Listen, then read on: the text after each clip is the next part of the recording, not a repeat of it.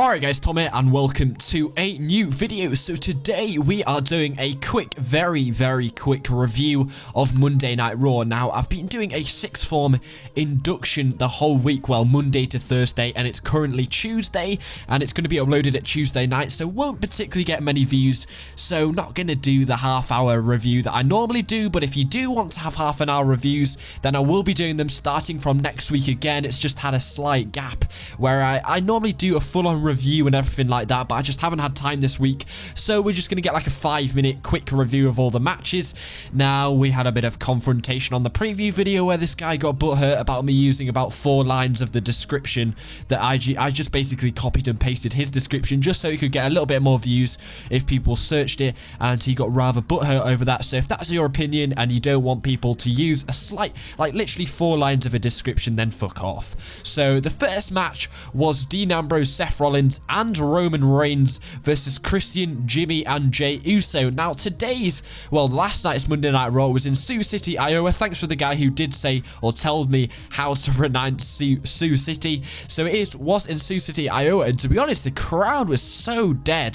To be honest, they were dead for pretty much the first few matches. Now, the Dean Ambrose, Seth Rollins and Roman Reigns versus Christian, Jimmy and Jey Uso match, to be honest, one of the best matches of the night. It was without a doubt the best match of SmackDown last week. Quite possibly, I did tweet out that it was possibly one of the best matches I've seen, non-pay-per-view matches of the year. I definitely thought it was a really good match.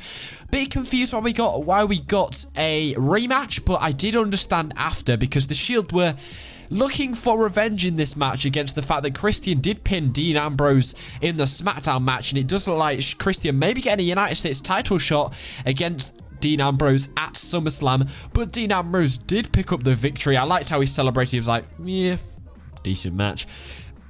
The crowd did not care about this match. I thought the ending was really good. Christian went for a kill switch. Dean Ambrose pushed him out of the way. Christian went into the corner. I believe Seth Rollins punched Christian in the face, and then Dean Ambrose basically got a roll-up pin, and that was pretty much it. It was a really good match. I'm actually really excited for the Shield versus, the tag team Shield, Seth Rollins and Roman Reigns against the Usos at Money in the Bank 2013. We all know the Shield are going to retain, and to be honest, the Wyatt family are only the really guys that are going to basically fight on, possibly win their tag team titles, but without a doubt, it will be a very good match, and excited to see how they go with the Dean Ambrose and Christian match. They're slowly but surely working up to that feud for SummerSlam, and that'll be a really great thing. But for this match, I'd probably give that a match a 4 out of 5. Bleacher Report gave it a 3 out of 5, so I'm going to give it an 8 out of 10. Great match. There was some good spots, a nice little super kick in there by Jey Uso, I believe it was.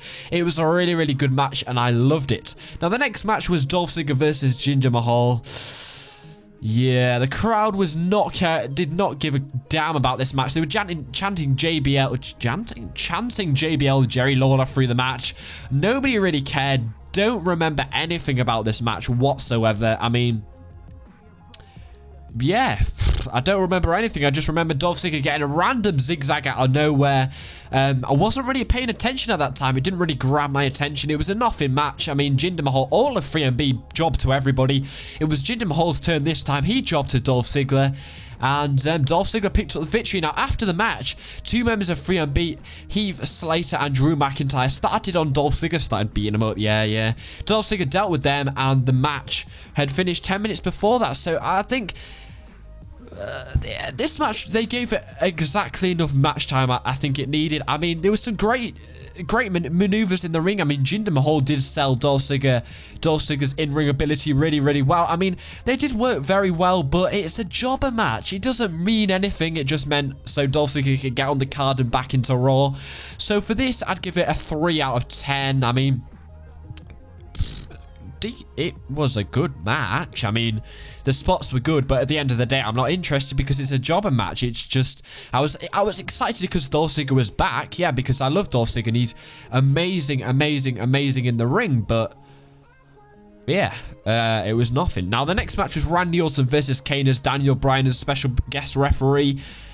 Just looking at the match card, second best match of the night. I'm going to go for. I mean, it was really good. Kane and Randy Orton worked really well in the ring.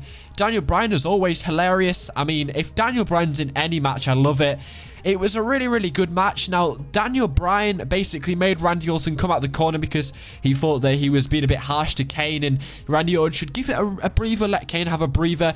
So Randy Orton pushed Daniel Bryan. He disqualified Randy Orton for doing that, and Kane won the match. Kane was not happy. He wanted it restarted. They restarted the match, and then as soon as Kane got a sidewalk slam, Kane pins Randy Orton, and Daniel Bryan pinned 1, 2, 3 ridiculously fast. It was like 1 second he pinned the 1, 2, 3 rather than 3 seconds. Kane was not happy, but Kane was just about to give Daniel Bryan a chokeslam after he realized what Daniel Bryan had done, and he wasn't happy with doing a quick 3 count.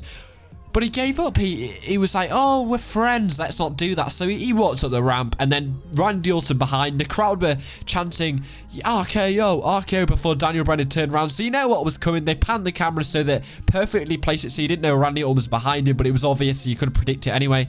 You got an RKO onto Daniel Bryan from Randy Orton. So it'll be interesting to see what they do with these guys on SmackDown. Yeah, I'm pretty excited about that. Maybe they'll have a tag team match between Kane and Daniel Bryan versus Randy Orton, and possibly another person in the Money in the Bank match, like Sheamus, Christian, maybe something like that. But we will get another match between these guys on SmackDown as my tweet deck goes crazy. So the next match was Fandango versus Sheamus. Sheamus actually started dancing after Fandango was dancing. Don't remember a lot about this match. Unfortunately, this match did nothing. It didn't really create any excitement because Fandango just walked up the ring, up the ramp. I mean, I was expecting Fandango to win this match coming back, but he didn't. Super Sheamus won because Fandango got himself disqualified because he just walked up the ramp. So yeah, for that match, I'd give it a 1 out of 10 because Fandango coming back and not winning is just denting his momentum, and he's definitely off my list for not winning Money in the Bank from that. I mean, you're going to bring somebody back and then just go right back to 0 momentum. You're not going to win the Money in the Bank, are you? So for that match, it was awful. I did not like it whatsoever. Most of it was just dancing and playing to the crowd, just trying to get the crowd going, and they just were not interested whatsoever. But I've dragged on for this review so far, so we better get on with it. We're on 7.5 minutes already, and I haven't even got onto the main event yet. So the next match was Ryback and Miz versus Jericho. Now Jericho was scouting Ryback, but he literally did not know anything about Ryback when he was talking on commentary. He was like, he was just talking about how he's just seen Ryback and he thinks he's a good target because he's a crybaby. Like, it just felt like Chris Jericho doesn't really know a lot about Ryback, and that's pretty much the case because Ryback's just against Chris Jericho, so Ryback can be put over. Chris Jericho will put over Ryback so that Ryback's heelish character will be put over even more. Now, this match is not going to be good whatsoever at Money in the Bank. To be honest, the Ryback versus the Miz match tonight was really, really good. I actually quite liked it. 4 out of 5, or 8 out of 10, whatever. Pretty good match. I really liked some of the spots they did. I mean, Ryback's a monster. He was doing some really, he was picking up Miz like nothing, but the way he did it, it was really, really good. After the match, after Ryback won, Chris Jericho, actually no, yeah, Miz won, but Ryback basically said that he couldn't continue because Miz was beaten on that leg. First time, one of the first times that anybody's ever said they can't continue. Very rare thing to do. I'm sure Jericho will be talking about this forever and ever. But, yeah, not interested in this match at Money in the Bank. The match itself tonight was pretty good. Last night, then Jericho gave a code breaker to Ryback. That's it. Mark Henry came out to the entrance, spoke about how John Cena and everything. He wasn't being that heelish in this promo. I was kind of surprised. Everybody's going what and what and what, but nobody was booing really, which was kind of surprising. The next match of the night, CM Punk and Curtis Axel versus Titus O'Neil and Darren Young. Some of the spots in this match were great. I'd give this match a 9.5 out of 10. It was very, very good. Curtis Axel started off in the ring, pretty much did all the work until CM Punk came back into the ring for the first time and gave a GTS to Darren Young. And then as soon as CM Punk went to where the corner of Curtis Axel was, Curtis Axel tapped CM Punk in the back and pinned Darren Young himself. Wow. Now, this match was really, really, really good. Curtis Axel is one for the future. He is absolutely incredible. He can do a drop kick out of nowhere. So crisp, so good. CM Punk, don't even need to talk about him, but Titus O'Neil and Darren Young, the primetime players, they are awesome as well. This match was great. Really loved the ending. CM Punk and Paul Heyman friction yet again. I would have rather have had CM Punk and Curtis Axel face off at Money in the Bank, but it looks like CM Punk is actually in the ladder match and Curtis Axel is against The Miz, but that's WWE's opinion. To be honest, I would have gone for CM Punk and Curtis Axel to face off at Money in the Bank, and then Brock Lesnar to cost CM Punk the match. But it does look like Brock Lesnar's going to cost CM Punk the Money in the Bank to settle the match between SummerSlam 2013 even more. So I cannot wait for Money in the Bank 2013. It should be absolutely incredible. Hopefully you guys are looking forward to it. Now the next one was Alicia Fox versus Kaitlyn. I thought Alicia Fox was a face, so I was already confused why she was facing another face. The match was boring. Alicia Fox can actually wrestle, but Kaitlyn won the spear. 2 out of 10 for that match. Boring, meaningless. But after the match, AJ Lee came out, basically showed a fat photo of Kaitlyn, which was obviously photoshopped, and it wasn't funny. So yeah, I do really hope Kaitlyn actually wins at Money in the Bank to set up a last match at SummerSlam, because I'm actually really, really liking this feud. Could go quite a long way. It could go all the way to SummerSlam 2013, where AJ Lee successfully wins and that storyline gets put to bed. But to be honest, I'm actually really liking this. I mean, if you have a constant swapping of Divas titles, it really makes the Divas division quite interesting, so I'm looking forward to that. Hopefully Kaitlyn wins. Now the next match was Cody Rhodes versus Antonio Cesaro, another one where you've got a heel versus heel, but it is expected Cody Rhodes is going to make a face turn at Money in the Bank and turn on Damien Sandow. Sadly, Rhodes Scholars are going to break up, but this match was pretty good. I thought it was really, really good. Antonio Cesaro won with a neutralizer when Damien Sandow wasn't even watching. Antonio Cesaro was supported by Jack Swagger and Zeb Coulter at ringside. I did do a video where I was doing a WWE 13 simulation of their entrance, where they're a tag team. They are setting up a tag team. Jack Swagger is now officially back, which is cool, because I actually have always loved his in-ring ability. Should be great. I'm looking forward to this tag team.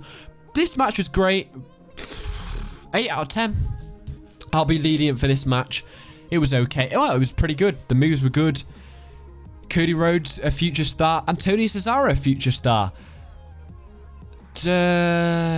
Cody Rhodes has a chance in the Money in the Bank ladder match. Antonio Cesaro, Jack Swagger, not so much, because it looks like they're going to be entering the tag team division. That match, 8 out of 10. Now, the next match is Alberto Del Rio versus John Cena. Was not in this match whatsoever. Literally, I did not watch it at all until the end, when it was actually pretty key to watch it. I mean, I only started watching it till like the last 5 minutes when the crowd was kind of getting into it. I mean, it was really, really boring. I mean, they kind of worked well together. It was really, really slowly paced. It was like John Cena started doing his really obvious moves in the ring, and then Del Rio did his obvious moves in the ring. It was just really boring and slow paced. It was so sluggish.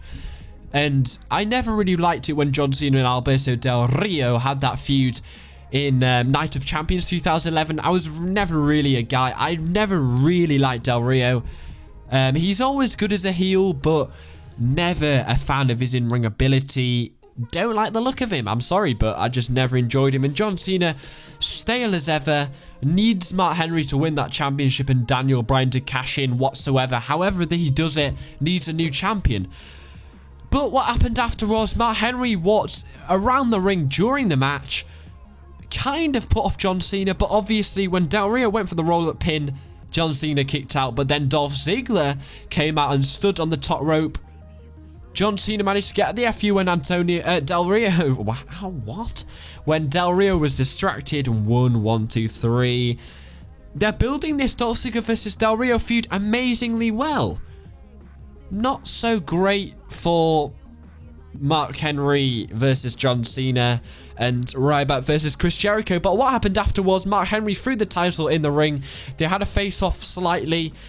John Cena went for his title a bit shadily. Mark Henry tried to attack him, but John Cena backed off. And then we ended on a Wyatt family promo, which are going to debut next week.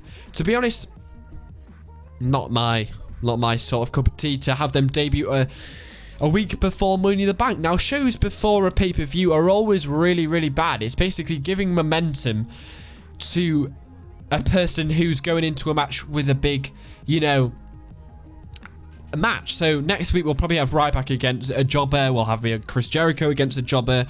We'll have a few guys in the Money in the Bank against jobbers, etc, etc. We'll have John Cena against jobbers, maybe one of the PTP players, something like that. And it's not, I would much rather have had them debut at Money in the Bank or Raw. It's I thought they were always going to debut the day after Payback, but they never did. So I was like, yeah, they're going to debut after Money in the Bank, the night after Money in the Bank, but they're going to debut them next week.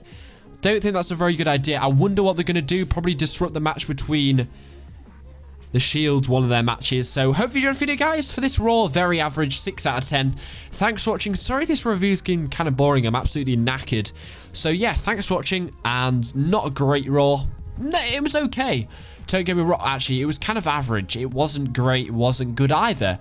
Hopefully next week steps up for Money in the Bank, because so far I'm looking forward to the ladders match. The segment at the start between all the Money in the Bank guys was pretty good, maybe pretty pumped for the match.